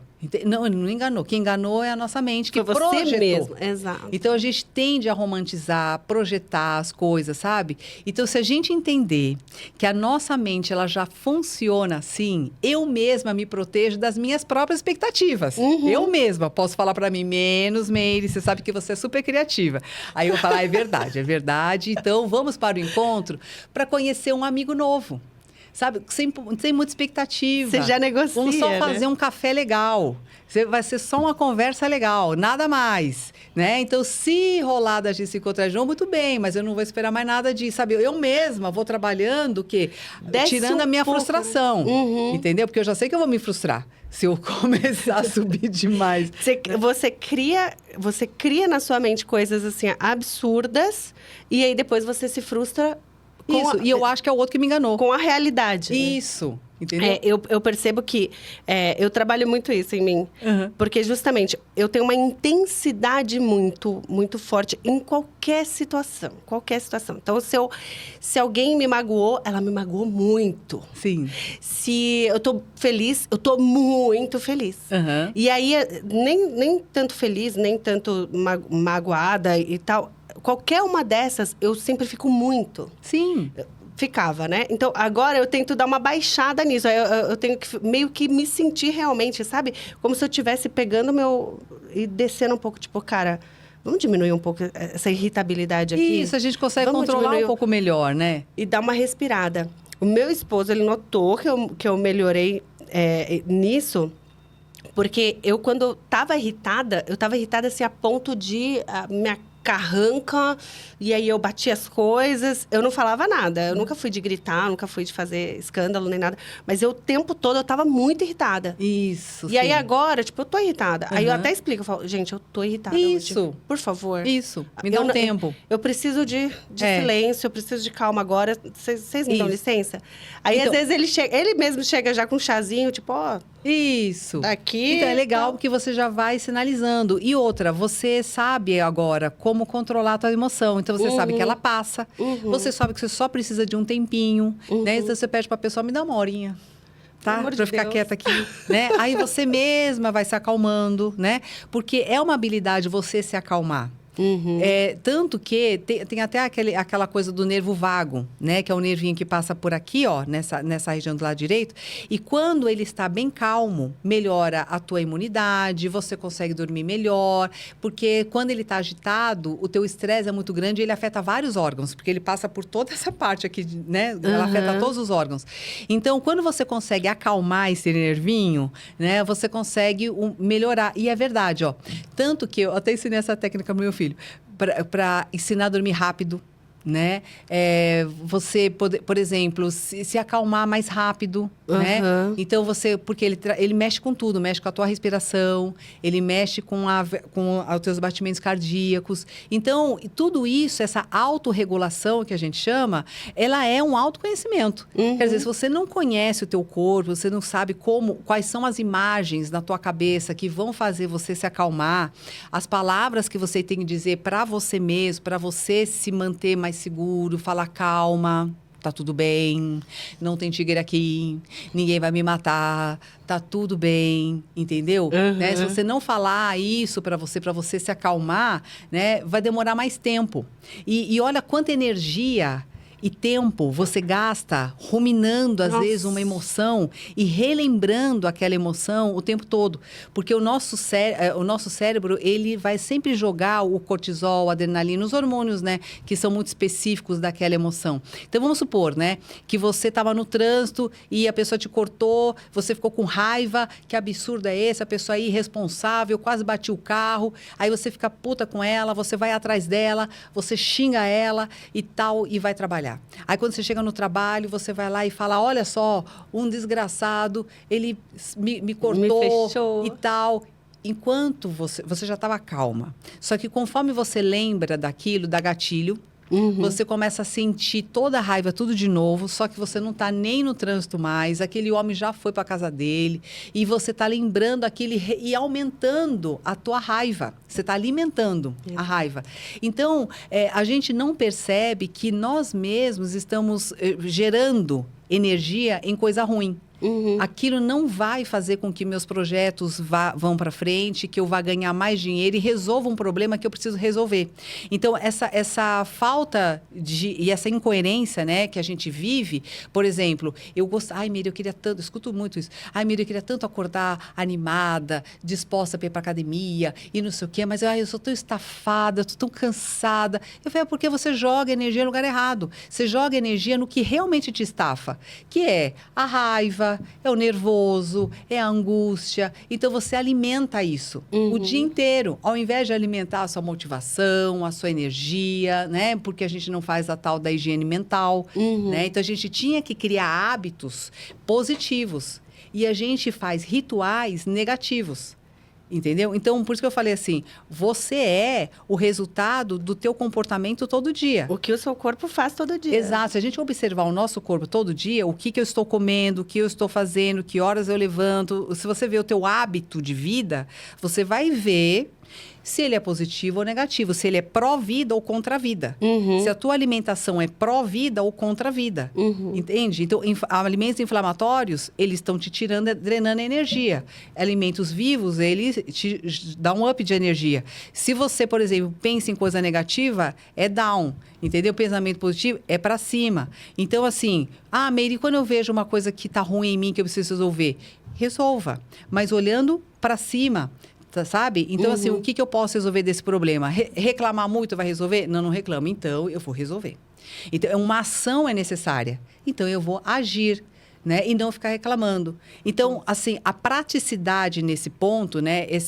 Por exemplo, eu sempre falo assim, que da coerência. Você tem que ser coerente entre aquilo que você pensa, o que você fala, o sente e faz. Então, por exemplo, se eu tenho um problema para resolver e eu penso, eu preciso resolver esse problema. Aí, ao invés de eu resolver, eu fico falando dele, sentindo ele e não executo nenhuma ação, eu não estou tendo coerência, percebe? Com aquilo que eu penso que eu tenho que fazer. Sim. Então, quando eu percebo uma incoerência em mim, eu preciso corrigir ela, entendeu? E aí que está o caminho do aprendizado. Eu falo assim, poxa, o tempo que eu gasto falando, reclamando e a energia, eu podia fazer uma ação que seja necessária para mim, entendeu? Então, eu vou lá e faço dentro do meu limite. O que eu posso fazer, eu faço. O que eu não posso fazer, aí já não é mais do meu, né? Entendeu? Então, esse pensamento a gente tem que ter, é meio lógico, né? Mas você vê que a gente, no dia a dia, não tem. Entendeu? Eu acho que é uma coisa realmente cultural, né? É difícil. Uma coisa que eu acho que é importante, que nem você estava falando assim, né? De baixar a expectativa, por exemplo, a pessoa fala assim, então, Meire, eu não vou amar ninguém? Porque para eu amar alguém, eu preciso criar uma certa expectativa. Eu falo assim, olha, o amor é um sentimento que a gente desenvolve dentro da gente. Todas as emoções estão dentro da gente. Então, se você pegar uma imagem, uma fotografia de uma pessoa que, sei lá, você amou muito, né? Então, quando você estava apaixonada, você olhava a foto e falava, nossa, aquela sensação no teu corpo vinha porque você via aquela imagem. Aí depois você brigou, aquela pessoa te traiu, aí você olha aquela mesma imagem, você sente ódio, sente raiva, né? Mas percebe que a foto em si, ela só é uma foto, ela não é nada mais que aquilo. Exato. Todas as emoções geradas são geradas dentro de nós. Isso significa que a responsabilidade pelas emoções é minha. E a interpretação e a percepção do mundo ou do que aquela pessoa me fez é o que vai determinar se essa emoção vai ser positiva ou negativa. Agora, com relação ao amor, eu sempre digo assim, a gente tem que ter responsabilidade sobre o nosso amor. Por exemplo, se eu faço algo para alguém, eu estou fazendo porque eu sou boa, porque existe bondade dentro de mim, porque como esta bondade exala de mim, eu faço bons gestos. Eu não posso esperar algo em troca, né? Então, essa coisa da gente falar assim, mas eu me esforcei tanto, eu dei tanto para ele, que nem nos casamentos, quando acabam, a gente fala assim, mas eu perdi a minha vida inteira com ele, foram 20 anos com essa pessoa que eu me dediquei, que eu trabalhei, Eu falei, meu amor, você trabalhou porque você tinha essa energia, graças a Deus, dentro de você. Sabe assim, a gente tem que assumir que o que a gente faz é porque nós somos isto. Eu não posso barganhar isso, porque senão fica uma coisa assim, olha lá, paguei todo o estudo do meu filho, me lasquei, deixei de viajar para pagar a escola para esse moleque. Ele fez a faculdade e agora, ó, tá indo morar nos Estados Unidos, me largando aqui. Você acha que isso é filho que se presta? Sabe? Então, vira uma coisa assim. Ai, que orgulho, eu quero viver isso. Não é? Então, assim, o amor verdadeiro, ele liberta a pessoa e fala, vá com Deus, meu filho, né? Vá viver a tua vida, né? Seja livre.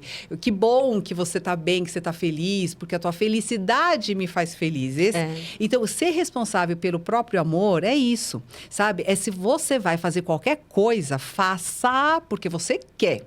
Nunca porque você está esperando algo em troca. Algo em troca, exato. Sabe? Porque senão, o contrato tem que ficar claro. Por exemplo, vamos supor que você vai fazer um favor para alguém, mas que você precisa que essa pessoa reconheça o teu esforço. Tem que dizer antes. Você fala, fulano, é o seguinte, eu vou fazer esse favor para você, mas eu estou fazendo por você, não porque eu quero, tá? E, ao final, eu quero que você me agradeça. Entende? Já eu tenho um combinado antes. O combinado antes. Porque senão eu tô traindo aquela pessoa, porque aquela pessoa tá achando que eu tô fazendo por amor, e eu tô fazendo porque eu tô querendo alguma coisa, eu preciso negociar isso daqui, porque não vai ser por amor. Sim. Então, se não vai ser por amor, eu tenho que dizer o que tá em jogo aqui. Eu tenho que ser honesta nesse sentido. E por isso que eu falo que é muito difícil a gente ser honesto, porque às vezes nem a gente sabe o porquê que a gente está fazendo. Né? E depois que a gente sabe, a gente também não tem coragem de dizer. Né? Então, assim, eu falo que virtude não é para todos. Né? Honestidade, transparência, lealdade, tudo isso a gente acha muito bonito, mas desenvolver isso na prática é difícil. Né? Porque isso significa correr o risco de perder a relação. Exato. Então, por exemplo, hoje eu percebo que a honestidade, para mim, ela é um valor de pouquíssimas pessoas. A pessoa tem que ter muita coragem para ser honesta, né? E quando eu vejo que um amigo meu está sendo honesto comigo, ele está sendo verdadeiro comigo, falando uma verdade que pode quebrar a nossa amizade, ele está colocando em risco a nossa amizade, ele contando essa verdade para mim, eu admiro demais, que eu falo, nossa, essa pessoa aqui, ela merece meu respeito, porque ela está colocando em risco a nossa relação, que eu sei que é importante para ela, né? Então, é igual a gente com filho, né? Às vezes a gente sabe que vai chatear filho, a gente sabe que vai frustrar, mas a gente deixa passar pela frustração, porque ele precisa aprender a passar por aquilo, né? Então, quando a gente ama, a gente deixa filho se frustrar, porque a gente ama. E a gente sente a dor junto, né? Sim. É incrível isso. É que nem quando a gente diz Eu sei que ele não. tá se fortalecendo, eu sei que ele tá ficando mais forte. Mas dói. Mas eu preciso fazer isso por amor. Exato. Entendeu? Então, assim, e a gente pode dizer isso pro filho. Olha, filho, eu não tô fazendo isso para te castigar. Eu tô te falando isso que você precisa aprender. Entende? Que nem, às vezes eu falo assim, filho, volta a pé lá, né? Porque eu falei, eu não vou parar o meu treino aqui porque você tem que te levar, entende? Então, aí eu falo, você se vira. Aí eu fico com aquela dor no coração, assim, eu falo, ai, coitado, meu Deus, porque tá frio, porque não sei o quê, porque tá escuro, porque é perigoso, que papapá. Eu engulo toda essa minha dor de mãe para permitir que a pessoa passe pela experiência dela. Eu não posso podar isso do meu filho. E ele vai se fortalecer com isso, com certeza. E é necessário, eu sei que é necessário. Então, você vê, né? Quantas vezes a gente morre como mãe por amor a filho, não é? Mas a gente sabe, e eu digo isso para ele, assim, eu acho legal dizer, porque a pessoa, ele entende. Ele fala assim, legal, então, eu tô te preparando. Amanhã eu não vou estar aqui. Você vai ter que aprender a andar na rua sozinho, você vai ter que resolver as suas tretas, você vai ter que né, ver a tua vida. Então, eu vou começar a me retirar da tua vida aos poucos, né? Para que você faça o caminho sozinho, né? Eu tô fazendo um treinamento, assim, mental em mim, que é justamente deixar voar. Então, tipo, vai chegar a hora que você vai ter que pular e voar sozinha. E você vê que é um treino. E é um treino, É um treino diário, é todo dia, sabe? Que a gente vai ter que desprender também, porque você vê que é muito gostoso a gente amar.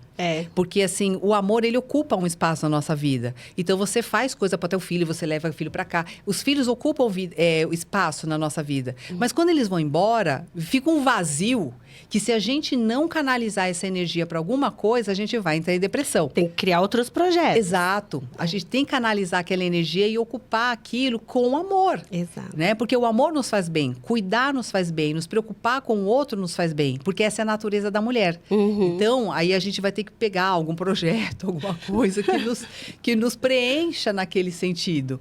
Né? Eu comentei isso com você antes, mas acho que é até interessante a gente colocar isso aqui. Eu estou passando por um processo agora de sair da gestão, né, de empresas, e que a vida inteira eu fiz isso. Vai fazer 20 anos que eu trabalho como gestora. E aí, do nada, tipo, gente, eu vou sair, eu tô passando bastão, né? Não faz mais parte da minha competência, talvez, né? Das minhas habilidades, o tamanho que a Gaviões se tornou. Então, agora eu tenho que sair um pouco de cena para que pessoas mais expertas que eu, mais inteligentes que eu, neste momento, para o momento que a Gaviões está, atue. E aí, nossa, no começo, assim, foi meio que um luto até, sabe? É porque o nosso ego, ele faz o seguinte, a gente vai criando vários personagens na vida. Então, assim, a gente vai ter a máscara da mãe. Então, aí depois nós vamos ter a máscara da esposa, a máscara da empresária. Então, nós vamos tendo vários papéis que vão preenchendo a nossa vida. Tem alguns que a gente gosta muito. Né? Eu amo. Então, por exemplo, a máscara da empresária super bem-sucedida e tal. E aí, quando você tem que sair desse lugar, é uma parte sua que morre. Então, deixar morrer aquilo também faz parte do nosso aprendizado, porque a gente tem que entender que aquilo não sou eu. Exato. Aquilo é uma parte de mim. Foi um personagem que me serviu. É como se nós fôssemos atores e atrizes que participamos de várias novelas e vários temas e tudo mais, vários shows. E foi legal. E aquela experiência eu levo para a minha vida para atuar como outra pessoa. Então, eu vou construir outras personagens. E a gente adora começar ciclos desses personagens, mas a gente odeia terminar, e a gente termina muito mal. Então, por exemplo, a gente adora comemorar nascimento, mas a gente não sabe lidar com luto. A gente adora comemorar casamento, mas a gente não sabe se separar. A gente adora começar uma sociedade, mas a gente briga na hora de terminar. Então, a gente tem uma dificuldade muito grande em fechar ciclos, sabe? A gente não consegue entender que aquele ciclo já se fechou e a gente não consegue fazer muito bem essa morte, vamos dizer assim, entende? Porque existe muito apego, né? E quando você tem apego demais, vem muita frustração, e o filho da frustração é a raiva. Então, vem muita raiva, vem muito rancor, vem muita briga, né? Muita culpa, ou culpo o outro, eu me culpo. Fica aquela coisa terrível, porque eu não aprendi justamente a lidar com as minhas frustrações e com meus términos. Então, hoje, como a gente não está terminando nada, porque a gente só começa, e eu vejo nos relacionamentos, a gente começa a relação e ela para no meio. As pessoas somem, elas param de falar, elas bloqueiam. É uma coisa muito surreal, entende? Aí, tipo, fica tudo muito no ar. Não sabe fazer esse fechamento, Não né? fechou nada. Então, quando que a gente vai aprender a fazer bons desfechos se a gente não pratica? Exato. Nunca na vida um final do tipo, vamos sentar e conversar. sabe? As pessoas simplesmente vão espaçando, daqui a pouco você não tá mais falando com a pessoa, aí você fala, eu acho que acabou, né? Acho que acabou. Né? E fica sempre aquele será, né? Mas a conversa adulta de sentar e conversar tem que ter. Meire, eu acho que uma coisa que me ajudou bastante, que assim, é muito recente, né? A gente está fazendo ainda a transição da passagem de bastão. Mas o que me ajudou muito foi que eu tive conversas com pessoas muito inteligentes, então, no momento que surgiu, né, essa possibilidade e tudo mais, eu sentei com pessoas que realmente... Entendem, né? Não eram emocionais. Eram pessoas realmente muito racionais e que me ouviram, mesmo que eu tivesse ali um pouco de dor e de emoção ali misturada, mas que a pessoa me trouxe uma resposta, assim, que me deixou leve. E com o passar dos dias, eu fiz meio que como se fosse um diário de tudo que eu aprendi, de tudo que eu tô levando. Você fez certo.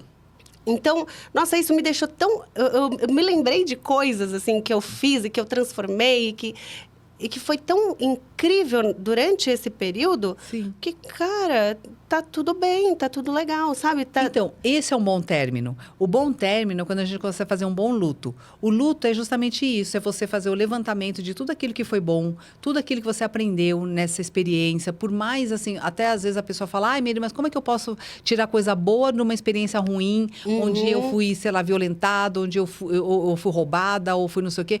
Alguma coisa você sempre aprende. Ou se proteger melhor, ou a ter uma outra conduta, alguma coisa assim. Você sempre vai aprender alguma coisa. Quando você consegue fazer esse fechamento, né? Tipo, acabou essa história aqui, foi um episódio, aconteceu comigo, foi um azar, sei lá o quê, né? Ou foi muito bom. Porque quando é muito bom, a gente não quer largar. Então, o apego, ele vem dessa coisa muito boa também, né? Então, agora, você imagina, se a tua vaidade é muito maior, e aí você vai deixar de ocupar aquele trono, né? Então, assim, se a vaidade é grande demais, a gente vai ter mais dificuldade de passar esse bastão, sabe? Porque o apego aos louros, né, que aquilo me traz, é tentador. Então, tem muita gente que fica em situações por conta disso. Por exemplo, eu vejo muitas mulheres que estão num relacionamento bem ruim já há muitos anos e não separa porque ela não consegue se ver fora de um casamento. Tipo assim, ela casou com a instituição casamento e não com o marido. Porque com o marido, ela nem olha, ela não vê mais esse marido. Mas ela é casada com o casamento. Então ela casou com a instituição. Então, ela fora da instituição, ela se perde. Quem sou eu sem essa estrutura, sem um apartamento, sem as festas de família, sem as coisas que vêm junto com o casamento? Ela não se construiu como uma pessoa. Ela é um personagem, às vezes, na vida de alguém, sei lá o quê, sabe? Sim. E ela mesma não fez esse trabalho. Por isso, é muito difícil algumas pessoas abandonarem uma situação que, às vezes, já é ruim por apego. Porque ela fala, cara, é a única coisa que eu ainda tenho para me segurar nessa vida, assim, sabe? Senão eu fico achando. Ela acha, né, na verdade. Não é uma verdade. Mas, assim, ela acha que sem aquilo ela não é ninguém. Porque ela não fez esse trabalho, né, de saber quem sou eu quando tudo sai. Por exemplo, quem sou eu se eu não tenho um marido ou um namorado? Quem sou eu se eu não tenho este trabalho específico? Quem sou eu sem essa família? Quer dizer, quando tudo sai...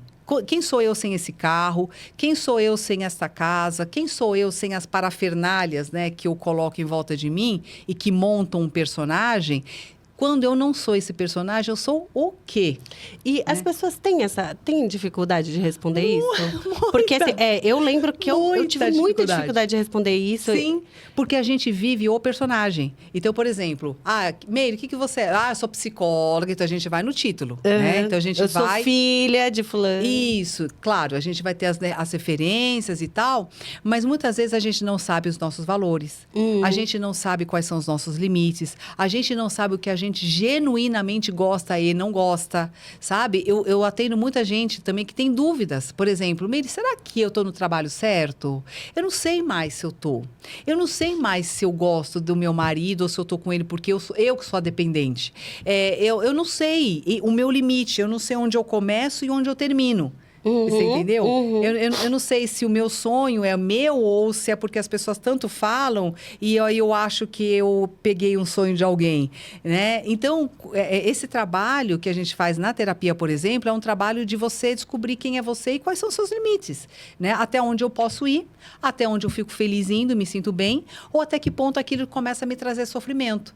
Então, eu começo a evitar aqueles lugares que estão muito fora de mim, que não faz sentido para mim, e isso significa também fazer alguns cortes e dizer não. Uhum. Não vou, meu amigo, né? Uns amigos falavam assim, Meire, vamos lá, vamos fazer um projeto assim, assado. Eu falo, ai, meu filho, olha, não vai dar, meu amigo. Eu vou te aplaudir muito daqui, mas assim, na minha situação hoje, eu tenho um filho, eu quero viver essa fase, minha filha era menor. Uhum. Então, eu fui abrindo mão de algumas coisas profissionais que iam me tirar desse momento importante, né? Agora já não, porque o moleque já tá ficando maior, então tudo tem o seu tempo. Exato. Né? Então a gente tem que ter essa consciência de que quanto tempo e energia eu vou investir nesse papel da minha vida e depois, a partir de quando eu começo a reinvestir a minha energia em outras áreas. Porque senão vai dar sofrimento. Por exemplo, vai dar muita culpa. Às vezes a mulher quer ser uma super empresária e a criança tem 3 meses. A criança demanda demais, essa mãe fica louca, você entendeu? A criança não dorme à noite, ela tem cólica, ela vive doente. E aí eu não consigo trabalhar.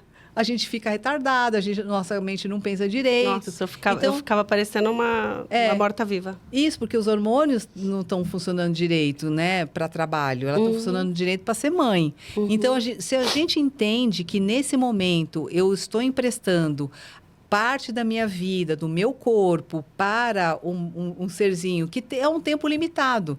Mas eu vou precisar negociar isso comigo.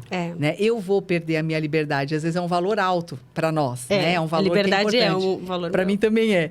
Então, eu tive que negociar muito isso comigo. Né? Porque não dá para você fazer nada de vontade própria. Você faz a vontade do filho, que é totalmente dependente da sua. Entende? Então, é a hora dele comer, é a hora de trocar a fralda dele. É tudo a criança. Exato.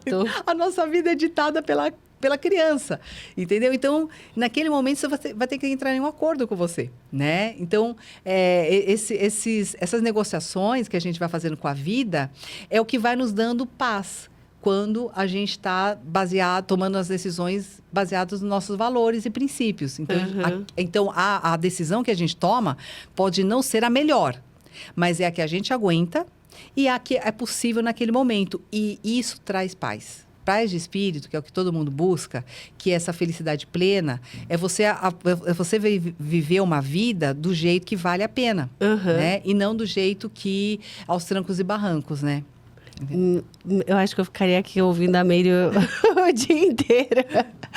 Meire do céu, que delícia conversar com você. Eu amei. Obrigada. Bom, nosso episódio está chegando ao fim. Se eu pudesse, eu ficaria aqui mais um tempinho conversando com você. Eu também. Eu acho que conversar é nós mesmos, né? Eu amei, Meire. É muito bom a gente ter esse papo cabeça, assim, e realmente aprender algumas ferramentas. São tão simples, né? São coisas tão simples de colocar em prática, mas que a gente, por falta de conhecimento, às vezes a gente não coloca isso, né? Não sabe colocar isso em prática. Então, muito obrigada por você ter eu que vindo, agradeço. por você ter topado. Agradeço vocês que estão aí acompanhando a gente. É tudo para vocês, viu? Se não fosse vocês, não teria nada disso aqui. É isso aí.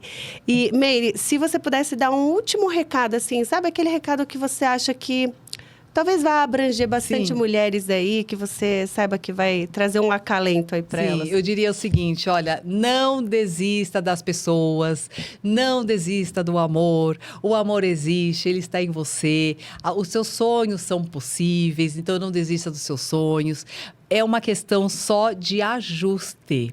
Então, a vida tem jeito, vida boa tem jeito. Então, não perca as esperanças. Essa é a mensagem que eu queria deixar para as pessoas. Não perca as esperanças. Que mensagem linda. Meire, e as pessoas para te encontrarem, qual é a rede social? Olha, eu tenho um canal do YouTube que é Meire Camille. Eu já estou com mais de 1.800 vídeos lá. É vídeo para chuchu falando sobre comportamento, sobre mentalidade empreendedora. Tenho vários conteúdos bem legais lá, principalmente na área de Membros Especiais, que é dedicado mais para a área de empreendedorismo. E tem o Instagram, que tem diariamente várias pílulazinhas lá de pensamentos. E o meu site, que é o www.meiricamia.com. O Meire é M-E-I-R-Y, Camia com K, camia.com. Incrível. Faz quanto tempo que você tá no YouTube, Meire? Ai, sei lá, faz 2015, talvez. Que eu tinha um canal, não mexia, né? Aí, acho que depois, a partir de 2015, eu comecei a colocar conteúdo ali. Eu acho que eu te sigo no canal do YouTube. Então, foi acho que logo eu comecei em 2017 a te seguir, você Nossa, acredita? então. Eu acho que foi nessa época. Nossa. Porque eu lembro, assim, de ver seus vídeos, eu ficava assim... Eu amo esse tema, né? Nossa, eu amo. foi uma coincidência, né? Muito incrível, muito Porque incrível. a gente mora perto. Muito incrível. E, bom, gente, sigam a Meire. Ela tem conteúdos, assim, riquíssimos. Vocês não vão sair perdendo nessa, tenham certeza. É um investimento seguir ela. Obrigada. E muito obrigada por acompanharem até aqui. Se quiserem, me acompanhem lá no Instagram também, Aline_Contreira. Lá eu tenho os links, né, das minhas outras redes sociais. Mas ela é a principal, o Instagram.